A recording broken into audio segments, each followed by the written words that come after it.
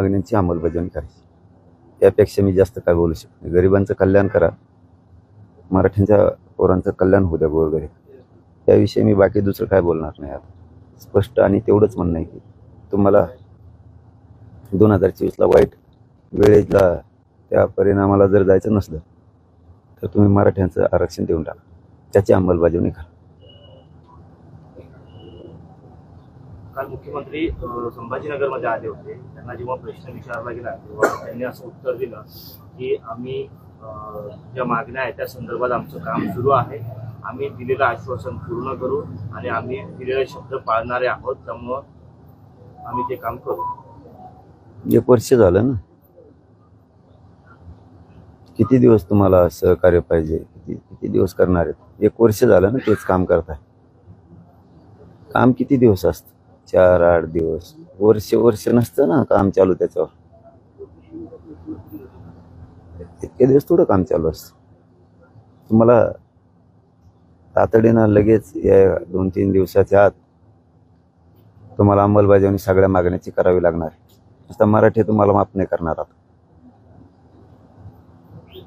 फडणवीस साहेबांनी सगळ्या मागण्याची तातडीने या 2-4 दिवसाच्या आत अंमलबजावणी केली पाहिजे।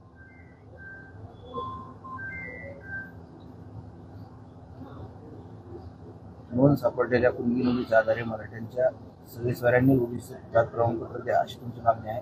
तसंच हैदराबाद, सातारा आणि बॉम्बे गॅजेटची तुमची मागणी आहे। तर मुख्यमंत्री म्हणाले की पॉझिटिव्ह वक्तव्य केले।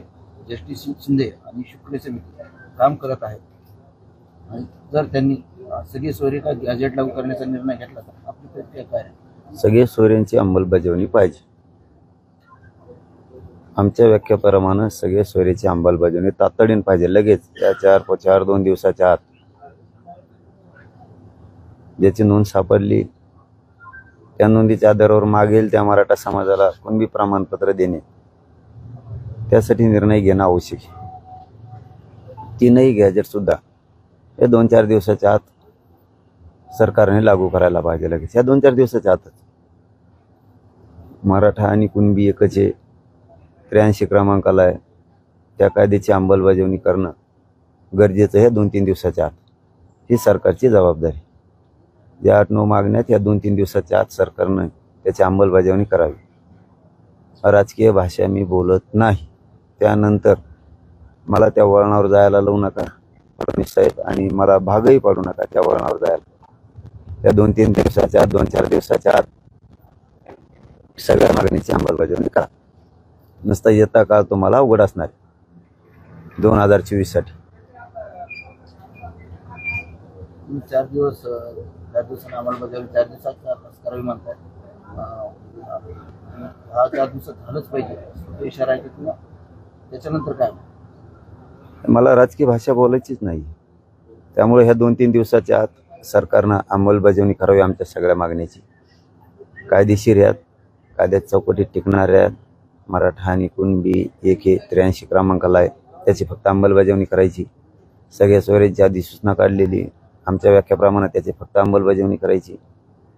ज्याची कुणबी नोंद निघाली त्या नोंदीच्या आधारावर महाराष्ट्रातल्या मागेल त्या मराठा समाजाला कुणबी प्रमाणपत्र द्यायचा निर्णय करायचा आहे। 3ही गॅजेट हैदराबादसह सातारा संस्थान, बॉम्बे गव्हर्नमेंटचे गॅजेट ते लागू करायचे। हे 2-3-4 दिवसाच्या आत होऊ शकतं। सगळ्या राज्यातल्या सरसकट केसेस मागे घ्यायच्यात, त्या 3-4 दिवसाच्या आत होऊ शकतं। हे होऊ शकतं। शिंदे समिती काम करत नाहीये, रेकॉर्ड तपासण्याचं काम सुद्धा सुरू होऊ शकतं फडणवीस साहेबांनी सांगितलं तर। EWS मधून पोरांनी अर्ज भरलेले, त्या पोरांचे अर्ज रद्द केले जात आहेत। फडणवीस साहेबांनी ठरवलं तर ते EWS मधून फॉर्म भरलेल्या सगळ्यांना न्याय मिळू शकतो। ज्या 9-10 मागण्या दिल्या त्याची अंमलबजावणी 2-4 दिवसाच्या आत, या 2-3 दिवसाच्या आत सरकारनं तातडीनं करावी। आणि विशेष करून फडणवीस साहेबांनी या मागण्याकडे लक्ष घालावं, कारण फडणवीस साहेबांना आता आम्ही संधी दिलेली। आम्ही राजकीय भाषा बोलत नाही, बोलणार पण नाहीत। मला किंवा माझ्या समाजाला राजकारणात जायचं नाही।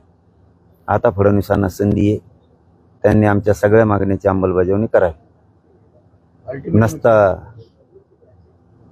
दोषी मराठ्यांचं कल्याण न होऊ द्यायला ही दोषी पूर्ण फडणवीस साहेब असणार आहे असा मराठा समाज आता ठरवणार आहे. कारण संधी दिलेल्या असतात मराठ्यांच्या पोरांवर अन्याय करणारा फडणवीसच आहे. म्हणून फडणवीसांनी केली तर मग म्हणायचं नाही माझ्या नावाने पाड्या कशा झाल्या, उभा कसे केले, निवडून कसे आणले, मग बोंबलायचं नाही माझ्या नावाने वाटोळं का झालं इतकं राजकीय त्यांचं म्हणून. अल्टिमेटम शेवटचे ते त्यांनी ठरवायचं. त्यांना काय वाटतंय, ही संधी वाटती का त्या संधीचं सोनं करायचं, काय वाटतं हे त्यांनी ठरवावं. का अर्थ त्यांनी काढावा. आता मला माहित नाही का अर्थ. आम्ही प्लेन आहेत, एकदम प्लेन. आम्ही सरळ आहेत, प्रामाणिक आहेत की त्यांना संधी दिली. आम्हाला राजकारणात जायचं नाही, आम्हाला काय बाकीच्या गोष्टीचं देणं घेणं नाही. त्यामुळे आमच्या मागणीची सगळ्या अंमलबजावणी करा एवढंच आमचं म्हणणं आहे. आता मला राजकीय वाटावर फडणवीस साहेबांनी जाऊ देऊ नये. त्यांना दिलेली संधी जो फायदा करतो, समाज उघड्या डोळ्यानं बघतो, आपला फायदा कोणी केला. त्यांनी त्यांचं आता ठरवायचं काय करायचं. करून माझ्या नावाने 2024ला बॉम्बलायचं नाही, हे काय झालं. तुम्हाला सगळे सोयऱ्या संदर्भात आश्वासन दिलं होतं, मात्र तुम्हाला त्यांनी असं देखील म्हटलं होतं की काय काय प्रक्रिया होती तुम्हाला सांगितलं जाईल, मात्र तुम्हाला काही सांगितलं गेलंय का? काय सांग आता किती दिवस प्रक्रिया सांग आता नुसती प्रक्रिया सांग आता किती दिवस. त्याला काही लिमिट असते का नसते. इतके मूर्ख समजतात का तुम्ही महाराष्ट्रातल्या लोकांना? मराठ्याला इतकं मूर्ख समजता का सरकार झालात म्हणून? प्रक्रिया सुरू आहे, 7-7 महिने प्रक्रिया असते का? जुळवण्याचा प्रकार आहे का? अहो मूर्खात काय समजायला लागले दुसऱ्याला. या 2-3 दिवसात सगळे विषय मार्गी लावाय. 2-4 दिवस सगळ्या मागण्यांची अंमलबजावणी करा. 2-4 दिवसात जास्त नाटकं करायचे नाही. प्रक्रिया चालू येईन, वाचित होतं, अभ्यास सुरू येईन, हरकती आल्यात, हे बघतो ते बघतो, केसेचं तेच पोलिस बघतेत, आमकं बघतेत. नाटकच नाही करायचे. काम 2-4 दिवसाच्या सगळा तुकडा पाडायचा अंमलबजावणी. तिचं फडणवीसांनी सोनं करायचं.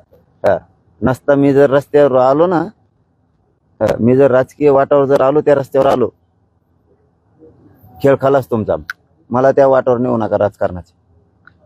पाटील, मराठा समाजाकडून आशा दिवशी मराठवाड्यातल्या तरी आरक्षण दिलं जाईल असं वाटत होतं. मराठा समाज येड्यात काढीत येत रे, येड्यात काढीत येते लोकाला. मराठ्यांचं असं नुसतं म्हणायचं देव, धनगर बांधवांचं असं नुसतं देव, नुसते नादी लावित येते सगळ्या जातीला आणि येड्यात काढीत. आणि सत्ता भोगीते सगळ्या 18 पगड जातीला येड्यात काढीत. त्यांनी काही मागण्या केल्या, मुसलमानांनी काही मागण्या केल्या, दलितांनी काही केल्या की येड्यात काढणार फक्त. हो हो म्हणणार उद्या परदिशी, ते येड्यात काढतात फक्त. गोरगरीब ओबीसीच्या काही मागण्या आहेत फक्त येड्यात काढणार आहे. शेतकऱ्याच्या मागण्या आहेत नुसतं येड्यात काढणार. हे लोक नुसतं पागल समजणार आणि सत्तेवर जाणार. ह्यावेळेस सुट्टी नाही. आता मी म्हणून सांगतो, मला राजकीय भाषा बोलायची नाही. आमच्या सगळ्या मागण्याची अंमलबजावणी करा. मला माझ्या समाजात राजकारणात जायचं नाही. तुम्ही नाही दिलं तर 2024ला माझ्या नावाने बॉम्बलायचं नाही. हे काय झालं मग? उद्ध्वस्त करून टाकीन सगळं राजकीय करिअर. कोणाचं ठेवणार नाही. आयुष्यात कवा पश्चाताप आला नसेल इतका भयान पश्चाताप येईल तुम्हाला. म्हणून फडणवीस साहेबाला संधी, आमच्या मागण्या या 2-4 दिवसाच्या आत सगळी अंमलबजावणी करून टाका. ते राजकारण तुमचं तुम्हाला लक लाभ. जो समाजाचा फायदा करतो तो समाज उघड्या डोळ्यानं बघतो, आपला फायदा कुणी केला. नंतर बॉम्बलायचं नाही. चला, धन्यवाद. मुख्यमंत्र्यांनी सहकार्य करा असं देखील म्हटले. सरकारची जी भूमिका आहे ती सहकार्याची आहे आणि आंदोलकांनी देखील सहकार्य केले. भारतात अशी जात नसल की जिने वर्षभर सरकारला सहकार्य केलं, ती मराठा जाती. वर्ष झालं सहकार्य करतोय आम्ही. आम्हाला काहीतरी मर्यादा आहे. आम्हाला पण काहीतरी मर्यादा, आमच्यावर काही जबाबदारी समाजाची. तुम्हाला वर्ष झालं मदत करतोय आम्ही, सहकार्य करतोय. तरी तुम्ही सहकार्यच करा म्हणत असाल, कोणती सत्ता चालवता तुम्ही आणि कशाला चालविता ती? कशाला चालविता ती? 1 वर्ष झालं सहकार्य करतो. उलट तुम्हाला वाईट वाटायला पाहिजे की 1 वर्ष झालं आंदोलन सुरू आहे. वाईट वाटायला पाहिजे त्यांना की महिला सुद्धा लाखांना रस्त्यावर आहेत, कोटींना समाज रस्त्यावर आहे. लाज वाटायला पाहिजे त्यांना स्वतःला की 1 वर्ष आंदोलन सुरू आहे ना, आपण काहीच करू शकणार. त्यांना मनानेच लाज वाटली पाहिजे. आमचं सहकार्यच आहे. सहकार्य किती दिवस करायचं? 2-4 दिवसाच्या आत विषय मार्गी काढा सगळे. तुम्हाला प्रामाणिकपणाने सांगतो फडणवीस साहेब, सगळे विषयाची अंमलबजावणी करा. मुख्यमंत्री असं म्हटले की आमचं पोटात असं नाही की त्याचा शब्द पाळणार कायद्याचे प्रकृतीत बसणार आणि टिकण्याला आरक्षण देणार मराठा समाजाला आश्वासन दिले. मुख्यमंत्र्यांच्या पोटात काय नाही म्हणतात ना ते, त्याच आम्ही म्हणतोय म्हणून तो वर्षभर सहकार्य केलं. आता किती दिवस आल्या ना जवळजवळ तुमचा आता पोळा, किती दिवस आम्ही तुम्हाला मानतोय, सहकार्य करतोय. याचा अर्थ मराठा संपवा तुम्ही असं नाही ना त्याचा अर्थ होत. फडणवीसांचं ऐकून तुम्ही आमचा मराठा समाज संपवाच असं नाही ना. आम्ही तुम्हाला सहकार्य वर्षापासून करतो याचा अर्थ असा नाही की तुम्ही समाजच मराठ्याचा संपून टाकावं सगळा फडणवीसचं ऐकून, असं नाही ना होत कधी. शंभूराज देसाईंनी हैदराबाद गॅजेटच्या सर्टिफाईड कॉपी ज्या आहेत त्या मागवल्यात आणि तुमच्या ज्या मागण्या आहेत त्या मागण्यावर सरकार जी आहे ती कार्यवाही काम चालू आहे असं ग्वाही त्यांनी दिली आहे. काम चालू करायला काय खडी डांबरीकरण करता का तुम्ही? मुरुम आणून टाकायचं का तुम्हाला? काही काम चालू म्हणजे काय? आम्हाला 2-4 दिवसात आमचे विषय संपा, बाकीचं काम आहेत ना आम्हाला. आमच्या सगळ्या विषयाची अंमलबजावणी 2-4 दिवसात संपवा. काम सुरू आहे, छाननी सुरू आहे, सगळ्या सोयऱ्याचं बघणं चालू आहे, हार कधी बघणं चालू आहे, ते नाटकत नाही सांगायचं. 2-4 दिवसात विषय संपवा. हे 2-3 दिवस जाऊन देऊ नका जास्त. 2-3 दिवसाच्या आत ते आता बघू, नसताचं बघू, नावीलाच आहे त्याला. 2-3 दिवसाच्यात आमचे विषय संपवा. 6वा उपोषण आहे हा, आरपारची लढाई म्हणते चालूच आहे. मी आता राजकीय शब्द वापरणार नाही, मी पहिल्या दिवशी वापरत असतो ते मी वापरलेलं नाही, त्याचा अर्थ तुम्ही समजून घ्या. शेवटची संधी घेतली मी काय आता दिली ना, मला राजकीय स्टेटमेंट करायचं नाही, केलं नाही एक सुद्धा. 4-5 दिवसात दाखवा मला. एक केलं नाही, राजकीय भूमिकात बद्दल बोललो नाही. मी आता फडणवीसांना संधी दिली, तुम्ही द्या, तुमचा फायदा होईल. तुम्हाला द्यायचंच नाही, फायदे कसं काय करील समाज? तुम्ही म्हणता ना माझ्या तोंडात राजकीय भाषा आहे, आमच्या समाजाचा फायदा दुसरा झाला, हे 2 विषय म्हणता ना तुम्ही. तुम्ही देणारच नाही तर तुम्हाला फायदा कसं काय होईल? तुम्ही दिल्यावर समाजाला दिसतंय ना कोणी फायदा केलाय. आणि राजकीय भाषा तोंडात ती म्हणताय तर बंद केली मी ती. द्या आता, या 2-3 दिवसाच्यात सगळ्या मागण्याची अंमलबजावणी करा. आता नाही केलंय तर आपल्या नावाने ओरडायचंच नाही भाऊ. 2024ला काय झालं म्हणून इतका भयान दिवस उगलेला तुमचा राजकीय करिअरचा, बरबाद झालेल्याचा कधीच तुम्हाला बघायला नाही मिळाला. हो, कारण मराठ्याचे पोरं आता गप नाही बसू शकत. 2024ला कार्यक्रमात लावणार मराठ्याचे पोरं खानदानी अवलाद येते. तुम्हाला कळन मराठ्याचे पोरं काय चीज येत आता 2024ला. नाही ते 2-3 दिवसाच्यात आमचे विषय सगळ्याची अंमलबजावणी करून टाका. राजकारण तुम्हाला लक लाभ. तुम्ही सरकारवर 4 दिवस घेत आहे, 4 दिवसात मागण्या मान्य झाल्या नाही, तुम्ही राजकीय भूमिका घेणार? नाही, माझं उपोषण सुरू आहे. माझं उपोषण सुरू आहे. मी राजकीय स्टेटमेंटच करणार नाही. मी राजकीय कसलीच भाषा त्याने मला समोरून किती बोलले तरी मी त्याचं उत्तर देणार नाही. पण त्याच्यानंतर मग नीटच करणार. मग ज्यांच्या खोमखोम्या आहेत ना सगळ्याच नीट करणार. मग सरकारी आंदोलन कोणाकोणाचे त्यांच्या बी खोमखोम्या नीट करणार. मग मी सगळ्यांच्याच करणार. मग आता कोणावरच बोलत नाही सध्या, सगळ्याचा हिशोब करतो. मग काल गिरीश महाजन बोलले की सगळे पैरे कायदा हा कायदा टिकणार. मला बोलायचंच नाही म्हणलं ना, मी राजकीय भाषाच बोलणार नाही. कोणी उद्या कालपासून माझ्यावर काय टीका केला मी कोणाला उत्तर देत नाही. 4-5 दिवस झाले मी एक शब्द सुद्धा वापरत नाही, एक सुद्धा. मी सरळ भूमिका ठेवलेली. आता आमच्या सगळ्या मागण्यांची अंमलबजावणी करा. ती जर नाही केली तर पुढे 2024ला माझ्या नावाने आरडायचं नाही भाऊ की हे काय होऊन बसलं. तुमच्या सगळ्यांचे गणित फेल करणार. फडणवीस किती गणित लावू द्या, सगळे गणित फेल करणार, कोलमडून टाकणार सगळं. त्यामुळे मी काहीच भाषा वापरत नाही. मला समाजाला राजकारणात जायचं नाही. फडणवीस साहेबांनी आमच्या मागण्याची सगळ्या अंमलबजावणी करायची एवढंच मला माहिती आहे. आता 2-4 दिवसाच्या आत ही विषय संपवून टाकाव अंमलबजावणीचं. त्या हे भिजत घोंगडं ठेवू नये. आता